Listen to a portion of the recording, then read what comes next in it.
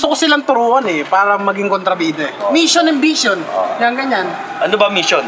Ang mission mo, dapat lagi mong paiyakin yung bida. Kayo po ba ang guro ng mga kontrabida? Tuturuan namin kayo maging kontrabida. Una, dapat may sidekick ka. Kung sa bagay. Kaya ako naman dinala ang iba kong katauhan. Tsaka lahat ng sinasabi ko, sinasabi rin niya. Dapat lahat ng sinasabi niya, sinasabi ko rin. Pag sinabi ko, hoy! Hoy! Hoy! Hoy! Oh. Ga! Ga!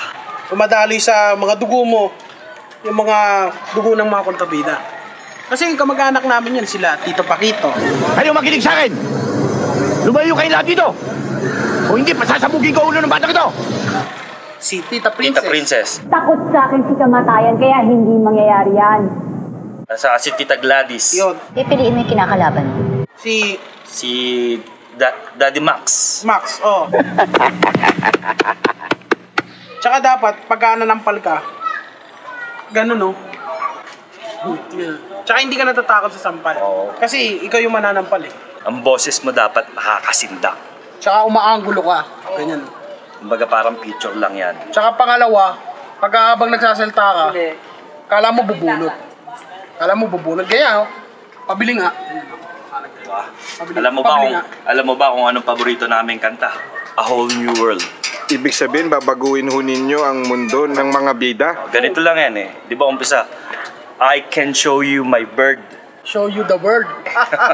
Ay, ganyan po ba tumawa yung kontrabida? Siyempre, yan yung pangatlong sangay niyan. Kasi dapat dito mo kukunin sa upper body yung tawa mo. Dapat sa tingin mo pa lang, hindi na makakatingin sa mata mo. Ganyan, no? Hindi ka natakot? Ha? Sa tignan mo yung mga labi. Dapat laging galit. Ganyan, no? Papasok lagi. Ayun ganyan. Ganyan, no? Para pong bungal? Hindi, parang niloko mga takot eh. Ay, hindi po. Paano ho ba manigarilyo ang kontrabida po? May yosi ka ba dyan? Oh. Sa'yo na. Salamat po. Tara, sama mo kami.